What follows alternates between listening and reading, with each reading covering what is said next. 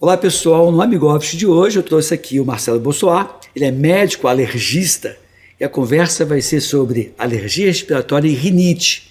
É algo crescente e você vai entender por quê. Fica aqui, fique bem, fique com a gente, já dê o seu like, já compartilhe. Vamos bombar, tá bom?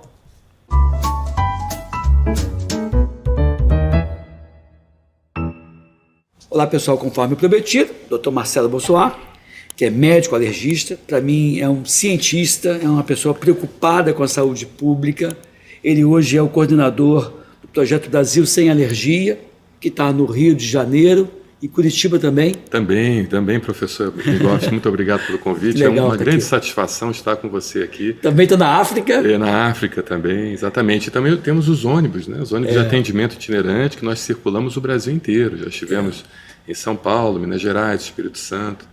Legal. Várias regiões do Brasil, onde nós temos uma estrutura com ambulatórios dentro, preparados e de acordo com as normas da vigilância sanitária. Legal. Para que a gente possa fazer um atendimento de qualidade, respeitando também a questão técnica e a questão sanitária. O que eu acho legal é que é democratizando o acesso a esses especialistas, que na rede pública é algo difícil de você conseguir.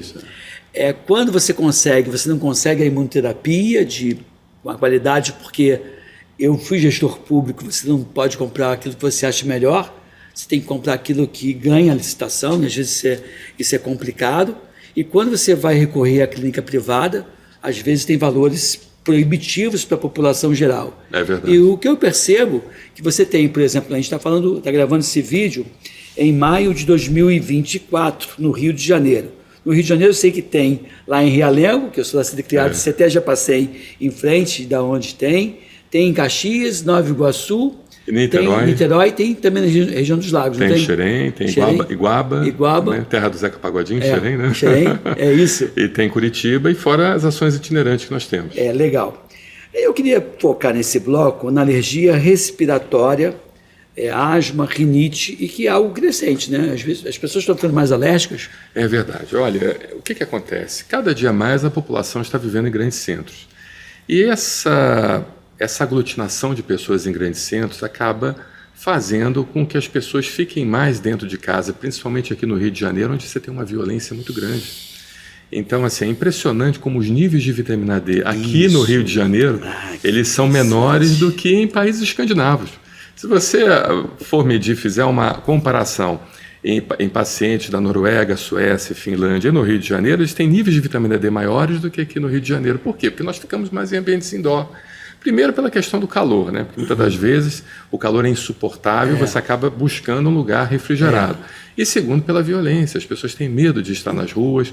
Você vê que o fenômeno do shopping, professor Edmilson, dos grandes malls, né, aquele que acontecia nos Estados Unidos, você tinha enormes malls, está diminuindo muito universalmente, mas no Rio de Janeiro está aumentando. Justamente por causa dessa questão. A questão do aquecimento e a questão também da segurança. Interessante. Então, isso também aumenta a questão respiratória, das alergias respiratórias, que quanto maior a sua exposição com os antígenos ambientais, com ácaro, com poeira, com mofo, e também com a exposição a vírus e bactérias. Verdade. Porque a gente sabe que o vírus, a infecção viral e a infecção bacteriana, ela induz uma reação inflamatória no seu organismo que desvia a sua imunidade para ter processo alérgico.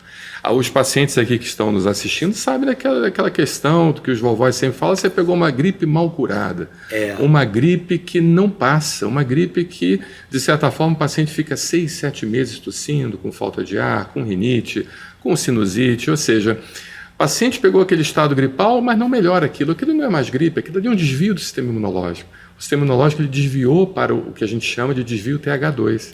E esse desvio TH2, então, induz a processo alérgico. Secreção e tudo mais, né? Você consegue fazer uma intervenção com imunoterapia para quebrar essa... Sim, a gente precisa fazer intervenção. É um tripé terapêutico, né? A imunoterapia, as vacinas de alergia, dessensibilizantes, a questão do controle ambiental também, que é muito importante, e a imunização contra doenças. Então, assim, a gente sabe que hoje, por exemplo, a imunização da vacina de gripe, a imunização contra a pneumonia e outros tipos de imunizantes, eles desviam a sua imunidade para o balanço imunológico.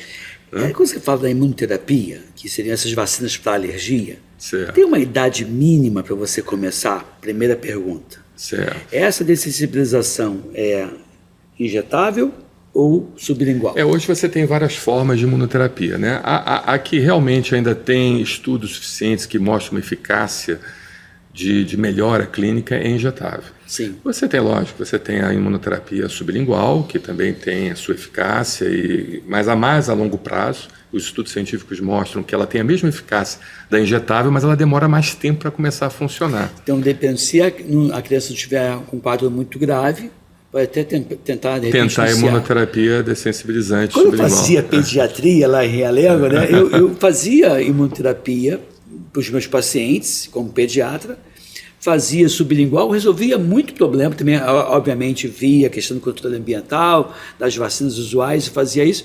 E o que eu via, quando a mãe não conseguia, ela ficava até mais à vontade, mais estimulada para partir para o segundo momento, que era injetável. Ela não queria ficar fazendo vacina. Mas ela dizia, tentei a via oral, não consegui, vou tentar por via injetável. Mas respondendo sua pergunta, a partir de 1 ano de idade, com algumas restrições, lógico, a gente já pode iniciar a imunoterapia, mas a questão da criança iniciar muito novinha é porque a criança ela não consegue expressar algum sintoma, alguma manifestação colateral que porventura possa estar acontecendo nela. Tá.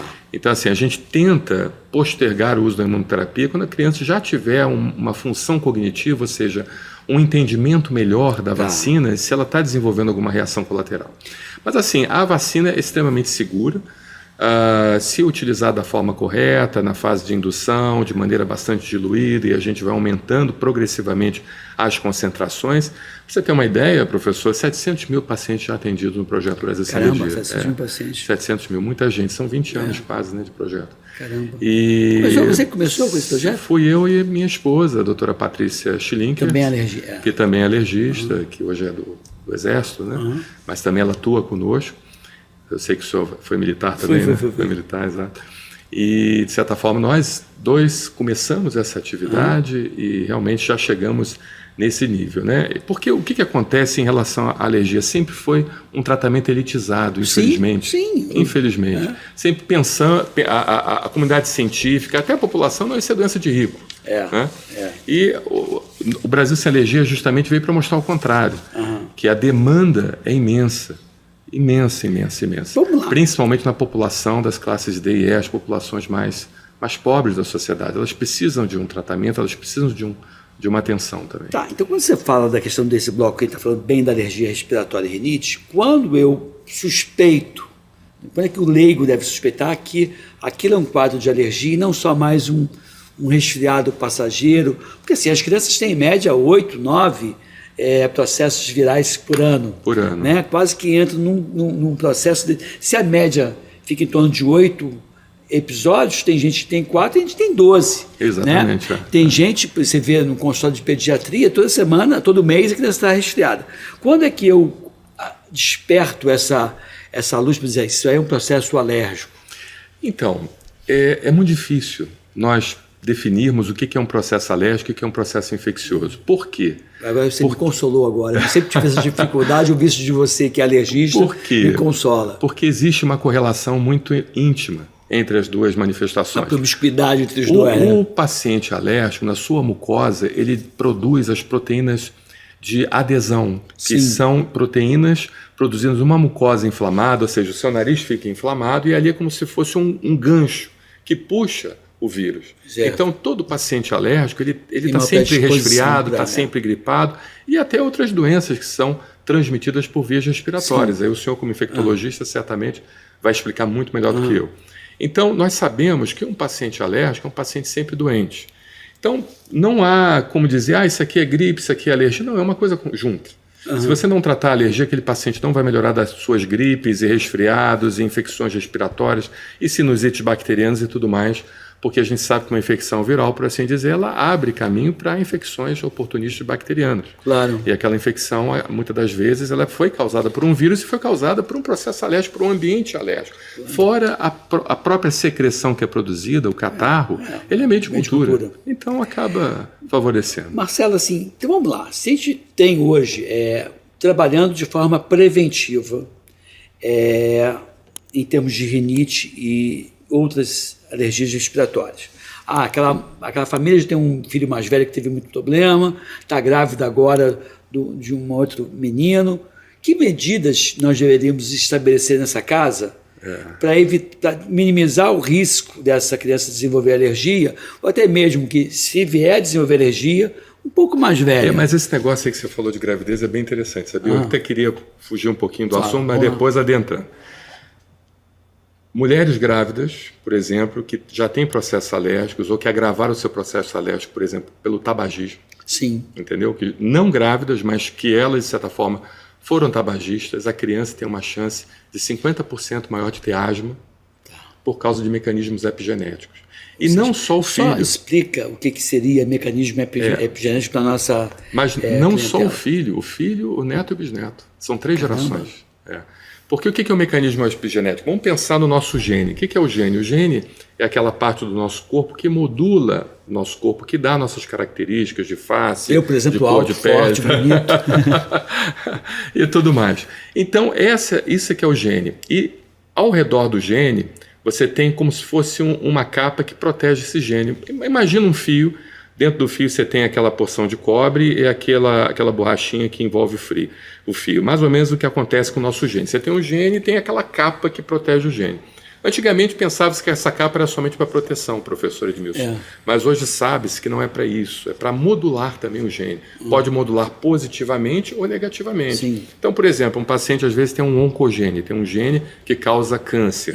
Mas aquele oncogene está quietinho. Então, como o senhor muito fala nas suas lives, se ele tem um estilo de vida adequado, se ele pratica atividade física, faz uso de vitamina D, faz uso de minerais e tudo mais, aquele oncogene ele não vai ser ativado. Os genes protetores sim vão ser ativados, mas o inverso também é uma realidade. Se ele fuma, se ele se alimenta mal, se ele não pratica atividade física, tem uma alimentação pró-inflamatória, essa alimentação pró-inflamatória ativa os oncogenes e faz com que o paciente tenha câncer. E aí, a mesma coisa acontece com a alergia. E aí dentro desses alimentos pró-inflamatórios tem lá os embutidos, os ultraprocessados, tem algumas coisas que nós não podemos falar aqui, porque se eu falar a live cai, que vem aumentando os casos de câncer de uma forma abrupta. De 2021 e 2022 para cá, você deve entender o que eu estou falando.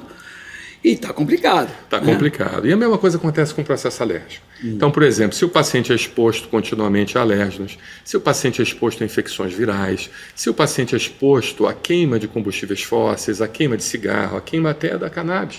A cannabis a gente sabe que é muito boa de forma medicinal. Sim. Mas a gente tem algumas restrições, né? O médico é que tem que entender o que deve ser feito. Sublingual, exatamente. Então, tudo que queima, tudo que gera combustão, induz a um processo, induz uma modulação do mecanismo epigenético, e aquilo ali faz com que o paciente ative genes responsáveis por processo alérgico. E é isso que vem causando esse aumento absurdo que você chegou a falar para mim, que em alguns lugares chega a ter 50% de 50%. Incidência. E o grande problema é o seguinte, que você passa de geração por geração. Então é filho, uma vez pai, que você declarou aquele gene, ele vai passando. Se, por exemplo, se a nossa geração, se a gente herdou isso dos nossos pais, só a terceira geração é que realmente vai se beneficiar a partir do momento que nós começarmos a ter hábitos de vida saudáveis. Então, aqueles genes começam a ser desativados e não são mais transmitidos. A transmissão de ativação do gene, entende? Não é o gene em si, mas é a transmissão de transmitido, mas transmitido de uma forma de não se expressar, a não ser que essa criança volte ou incorpore os hábitos deletérios ruins. Exatamente. Hoje em dia... E a questão da proteção, né, que nós não falamos. Né? O que o paciente precisa fazer? Você já pode simplesmente, como o professor Edmilson mesmo fala, hábitos de vida saudáveis. Isso é o primeiro passo. Né? Tomar sol, né? Tomar sol, lógico, na quantidade certa, né? Porque o sol tem dose, posologia. Fazer atividade física, consumir alimentos saudáveis, né? Que não sejam pró-inflamatórios, que causem inflamação, mas que sejam anti-inflamatórios. Você pode optar pelos fitoterápicos, que é maravilhoso. Hoje você tem uma gama de fitoterápicos que podem tratar a sua saúde sem os efeitos colaterais dos fármacos, né? Porque a gente sabe que é um fármaco. Aquela molécula não está na natureza, nós sabemos disso. Aquilo ali é uma substância completamente estranha para o organismo, né? Porque a indústria farmacêutica, para ela poder ter a patente daquele produto, ela produz uma molécula modificada. Então, aquilo acaba sobrecarregando seu fígado, sobrecarrega seu rim, induz a reação imunológica. que a gente sabe que quando o paciente tem uma disfunção renal, uma disfunção hepática, aquela molécula passa pelo fígado e ela, na hora de ser eliminada pelo rim, ela não consegue ser eliminada, então ela fica circulante no seu organismo, induz ativação de linfócitos T, CD4, CD8, ou seja, induz até reações de hipersensibilidade, reações alérgicas, trocando em miúdo. Então, assim, como o professor Edmilson mesmo fala, muito a questão dos fitoterápicos são muito importantes. Tentar buscar um médico que ele tenha uma visão mais holística, né? Integrativa, que consiga trazer um aporte de tratamento para o seu organismo de uma forma mais natural, com mudança de hábito de vida. E também a questão do controle ambiental, professor. É importante. Retirada de tapete, cortina, carpete, edredom, bicho de pelúcia, forrar o colchão e travesseiro com material impermeável do tipo Napa ou PVC. A gente passa 1/3 das nossas vidas sobre colchão e travesseiro, e o principal alimento do ácaro é a queratina, é a pele. Entendeu? O que tiver pele, o que tiver pelo, o que tiver penas, tudo aquilo que tiver queratina é alimento para o ácaro. E o ácaro, ele não cospe no prato que come, ele defeca no prato que come. Defeca no prato que come. E aí você fica respirando aqueles antígenos. E o peso do travesseiro, ele triplica de tamanho depois de 2 anos, mais ou menos, de uso. Então o travesseiro perde a validade. Perde a validade, exatamente. Então precisa fazer a forração com material impermeável. Pode ser Napa, PVC, pode ser até um plástico grosso, não tem nenhum problema. Mas o Rio de Janeiro faz muito calor, o Brasil é muito calorento, como é que a gente vai conviver num plástico grosso?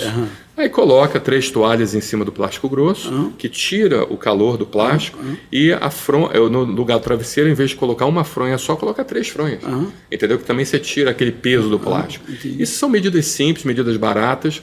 E outra coisa também que o povo aqui não tem muito hábito. Isso basicamente para rinite e alergia respiratória. Todo tipo de alergia, até a dermatite atópica. Entendi. Até a dermatite atópica, nós vamos falar sobre isso.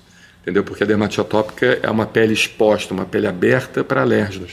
Então esses ácaros, essa poeira, tudo isso acaba entrando pela sua pele e acaba piorando sua dermatite atópica. Você hoje assim, tem projeto de levar o Brasil Sem Alergia para outras cidades? Temos, mas o grande problema nosso é a falta de pessoal técnico, principalmente médico. Não tem formação suficiente de médicos na área para que nós possamos atender a grande demanda.